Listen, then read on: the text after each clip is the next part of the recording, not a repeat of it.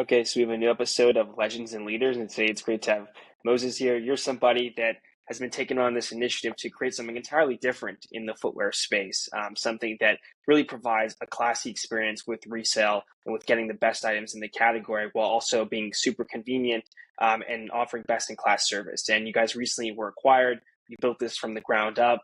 And so it's exciting to have you here and to get into your story.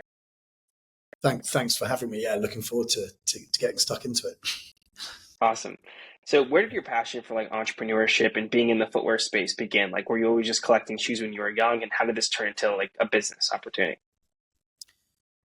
I think they kind of came hand in hand, right? So when I was a child, I mean, to give you context, like I've always been a huge sneaker fan, but also I've been very, very into fashion. I mean, I'm sitting here with a necktie on.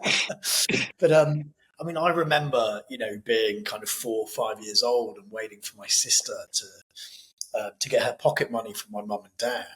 And then I used to go around the house and wrap things up in newspaper and sell it to her, kind of force her to basically buy the stuff from me. So so then I could take that money and go and buy some new drip, right? When the new Jordans came out, or, at that time, if you remember brands like Kappa, for example, they used to have these tracksuits. And so it's kind of, I guess, it's kind of been a gradual build up as you get a little bit more mature and a little bit more money in pocket. It's kind of escalated somewhat. Of course, now this kind of this globally recognized platform, but it's it's a huge passion point for me. And I think what's very interesting is throughout my career, and Ben, maybe you'll know, I've kind of built and sold a few different businesses in very different markets. I'm sure we'll get into that. But had you ever asked me at any point in that journey what would be my dream job, I would have probably said the fashion director for GQ or Hypebeast, right? And so this is very much, I don't have the skills or experience, but this is almost me creating that role for myself. So that's, hopefully gives you a little bit of a little bit of the background there. Mm-hmm. So how did you kind of first get started with your own venture? Like, what did it take to get it off the ground? How did you kind of first get into the space on your own? Into sneakers, I mean, so I guess the origin story, I up until about 4 years ago, I'd never been in retail. I'd never been in the sneaker market. And, the question I'm always asked is like, how? But to be honest, I mean, it all kind of kicked off where, I'm hugely into buying, a Travis Scott 3 months before release, or getting, things like Louis Vuitton X1 before they get released, right? And so I found myself at this kind of sneaker festival buying some kicks for maybe £600-700. And as I was giving across the money, I just asked a very simple question. I was, hey, bro, do you have a plastic bag for me? And this kid kind of turned and said, no, I don't. And it just blew my mind. I was paying this premium, but getting no level of service. And so as I started looking out in the market, and of course we're familiar with the likes of StockX and Go, I thought, well, that doesn't feel like there's anything that caters to my need, that kind of premium. And I've always been the guy that will pay a little bit more, $100 more, to get that product today. So I thought, well, let's build it. And so from at that point, of course, I thought, well, I don't know anybody in the sneaker market. And I thought, well, I don't really know retail, but let's go for it anyway, very much driven by passion. And once I kind of built the Instagram handle and started pushing content and forcing all of my friends to kind of follow me and share content, I remember, the brand Supreme. So here in London, 11 o'clock every Thursday, you'd have lines and lines of people just queuing up from the night before. And they used to have a rule where you couldn't take, cameras or photography. So I thought, well, why don't we just send a camera crew down and then we'll get people to rate each other's outfits, right in front of each other. Because I noticed everybody would be wearing, their best outfits just to turn up to buy some gear. And I thought, right, okay. So then we used to force people to follow us, and I'll take down their Instagram handles and then follow them back. And so then it was just kind of build this audience. Once I had an audience on socials, then it was about, well, how do we sell to them? And again, in the most authentic and organic way. And I remember I always had this idea that was kind of this mix of GQ and hypebeast. Like, what does that mean? And again, with this positioning, that's a little bit more luxury. We're not the cheapest, but it's catering to a certain market. And from there, it just kind of, I guess, grew and grew and grew, where I kind of lent into, I guess, some of my network that maybe had bigger profiles and kind of got them to support with video content. We used to do silly challenges around the streets of London and, again, get people to film it and again, force people to, to get on camera and take their Instagram handles. And that's really how it started, but very much from my bedroom at home. This was also 3 months before COVID. Got another firm that works in advertising, and I thought, is this really going to be a thing? So I kind of had to learn on the job is probably the best way to put it. Yeah. So you've been pretty good early on with relationships, and you were able to get a bunch of different well-known people investing in your business, like PJ Tucker, Lala Anthony, et cetera. What do you think? What would you say are some of the keys to cultivating and building great relationships with people that are at a certain level that could add a lot of value to your business? Yeah, I think it's really interesting because I think in any business I've been in, relationships is probably where, in the most part, I would that would be my kind of trump card, and really that's just been born out of showing value. So it's not about me just taking; it's about giving back, right? And how can I support? How can we support each other? Transparency is absolutely key. And then I guess kind of a shared belief and a shared value system that we're all driving the same vision and mission. Of course, in the Edit London, that vision and mission from where we started back in January 2020, whilst we've taken a slightly different path in indeed this acquisition through to Brand Alley UK, the vision and mission still remains very clear, which is, again, we build this premium luxury platform, and ultimately we execute a larger sale in kind of 3 to 4 years from now. So, but of course, with sustainable growth underpinned with technology and systems and process and so forth. Because it's interesting that you can have clients like PJ Tucker that can become investors, like because they're already buying your products, and they become interested like that. Like, you've been able to move those relationships over. Yeah. I mean, look, and I've always said, and again, for anybody that is watching this, like, the biggest, firstly, like, play to your assets, right? I'm quite a gregarious, open chap, very confident, as you probably get sent. But it's always about, look, just be in the room, have conversations. It always blows my mind when, people say, I don't see the value in that. Why would I have, that conversation? But you just never know where it could take you. And sometimes it's just having that, I think they call it like the 3 or the 4 or the 5 steps of separation or whatever it might be. That's so true. Just be in the room, have the conversation, and also, most importantly, don't forget why you're there. So, like, don't be afraid to ask the question. And I'm very much that person. It's like, hey, we've got a relationship.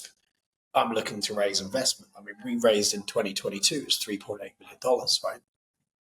And actually a lot of that was, I similarly hadn't really come from a background of raising capital, so it was all about who do you know, who I could speak to, who could you introduce me to, how can I leverage that network, how can I show you value back, this is our proposition, really crystal clear with that, and just continuing to drive that process, right? And now they're not all going to stick, but look, let's just start with step 1, which is just be in the room.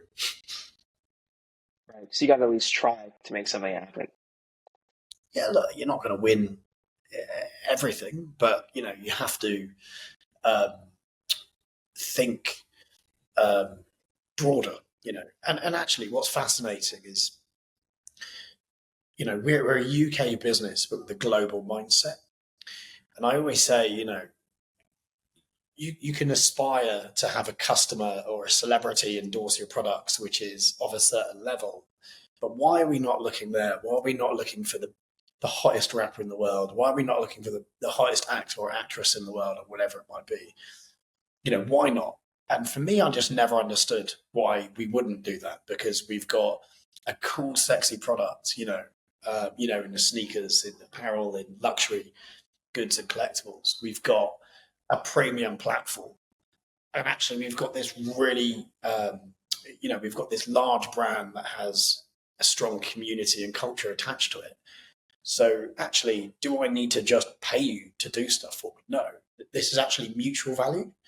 And again, it's just that little change or reframing in mindset when you enter into that room or you have a conversation with a basketball or an NFL star, an actor or an actress, or even a soccer player, to say, well, actually, look, again, here's the mutual value, and this is how we can support each other. It always comes back to that point, right? So Interesting. So there was like you mentioned, kind of thinking different in terms of how you approach things and thinking big. You guys I believe you did a really unique deal with the Bulls for the Tunnel Walk, where you had the opportunity to see your sponsorship on their away games. And it was a really unique deal. It wasn't done before, kind of set a precedent for the industry. Can you share, Moses, how this deal even came about initially, how you got it done and what kind of benefit did it have on the brand? yeah, I think look, let's start with the benefit. Is of course it's in alignment with the Chicago Bulls, which is, I always say it's when you think of sneakers, you of course think of Michael Jordan. When you think of Michael Jordan, you of course think of the Bulls. In the late '90s or early noughties. And so, how did it come about? I guess it kind of re-emphasizes the previous point. Very much at we used to have these inspiration sessions in our office, and a lot of the younger folk in the office were kind of, hey boss, which brand would you want to see the Edit London next to? And I of course said, the Bulls. And then just really had to set about how I'd do that. And I'd have, I've got maybe 25,000 people following me on my LinkedIn, and I thought, okay, well there must be someone in there that can help it. Reached out to somebody who thankfully worked there, and then it was just, I guess, kind of going through a sales process to understand, actually, is there value in this? And of course, it was a really authentic partnership. As you say, the tunnel walks and so forth. Much like the beauty of our product, it lends itself really nicely to professional athletes, professional sport, and broader than that as well. So as we move into 2024, and I guess life after acquisition, we're kind of looking at what else. Actually, is that more music? Is that more sport? Actually, is that basketball? But is that maybe UK basketball, for example? There's still there's a growing scene here. Certainly not like you guys out in the US, but so there's some really interesting thing. And actually, I think maybe one to watch is Formula One. Actually, so we're kind of having a number of conversations in the background. Just trying to explore really where the Edit London sits and what that next part of the journey looks like. Mm-hmm. So there's been a lot of people that have been in the basketball space that have their own signature shoes, that buy shoes, but there's people that are passionate from all different types of industries. Could you share some of the maybe interesting people and things that you've learned that you wouldn't have expected that these people would have been into shoes, and what are some of the kind of the things you've learned from people that have been around the Edit London in general that you wouldn't have expected would have been into the sneaker space? Yeah, well, I think I'm going to kind of answer the question in a slightly roundabout way, really, because I think it's sneakers is very much a culture which turned into a commodity, right? But it's I guess what I mean by that is when you're talking about culture, you're not talking about just one group of people, right? When you talk about community, you're talking about a collective of people that have a shared interest, and actually that's male, that's female, that's a 15-year-old, but that's a 50-year-old, So it's kind of, and that's the beautiful thing about sneakers and actually how it all comes together. And so actually, as what's really interesting as we continue to grow this brand and have conversations with, whether it be new partners, whether it be potential investors, whether or not it be just people that are on the outside looking in and thinking about what the sneaker market is. The common thread was that everyone found this market really exciting and really interesting. I think, at some stage, everybody's picked up a pair of Jordans or picked up culturally relevant shoe, and so have some form of idea of what it's all about, which of course is emphasised through digital means. But look, it's fascinating. I think what a lot of people still don't understand is obviously this idea that sneakers are an asset class. And whilst the market's changed, look, it would be remiss of me not to say in the last 6 to 12 months, the sneaker market has changed somewhat. There's more product available, the pricing has gone down and so forth. Maybe possibly market correction. I'm not quite certain. But, what it does mean is obviously, people are wearing this product more and more and more. Is that going to go away? No. Is it going to, with new kind of cool releases that, Nike and Adidas actually, who are, New Balance, will continue to bring out, that will drive up again. So it's, yeah, man, it's a very fascinating space. Mm-hmm. So, if you had to break down, Moses, like the different milestones or major points of since the journey of the Edit London, what would you say have been like the biggest points that have helped push you guys to a different phase of growth, like certain breakthrough points that you had, and like why would you say that those were the biggest ones? There's been a number of them. So if I take you back to the beginning, probably in month 6, we did a partnership with Klarna. Klarna is the Pay in 3 solution, and actually we were involved in, it's called Heartbeats for Sneakers Week, which was 8 brands: Adidas, Foot Locker, Shoe Size, and actually us. And we were part of that. And we got pushed out to millions and millions of people, got this huge reach and suddenly huge engagement. About 2 months after that, we then did a collaboration with a famous DJ who DJs for one of the biggest house record labels in the world called Defected Records. So we created some collaborative merch. And again, that brought a whole new set of eyes. And then fast forward maybe a month or so after that, there was, I remember getting a phone call. I was talking to this football agent, and she said, look, could you get the PlayStation 5s? So if you remember, Sony PS5s came out, there's this huge global hysteria, 2020. I was like, yeah, of course we can. We ended up sending about 44 to the England team, the first 24 hours. We're putting these things in Ubers, right? And then as we hit month 11, month 12, I then did the first financial raise. Now, that was obviously just year 1, and that's our first 12 months. Once we executed the financial raise, we grew the brand 525%. Now, if I look at actually month 3 of 2021, I'd now employed some people, and we were actually called, a lot of people don't know this, we were actually called the Edit Man London. So I decided to drop the man part of the name. It was kind of, what should I say, it was a collective team decision. We said, let's get rid of the man part of it. We're getting a huge female audience. And at the moment, our site is probably 60% male, 40% female. But we noted this rise in the female sneakerhead. So we dropped the man part, and we got picked up in Forbes. So it's some really nice coverage in Forbes and so forth. Very soon afterwards, we then got picked up in the Times, very prestigious broadsheet here in the UK. Now, from that, and again, of course, we're having this very steady growth in sales and results, systems, process. We then were reached out to by Harrods, which of course is the, arguably the most iconic department store, globally. And so we had this conversation. Of course, that transpired that we then entered into Harrods in October of 2021, which then again, it's huge, uptick. So that was just, that was just year 2. So we thought, wow, we've grown at 525%.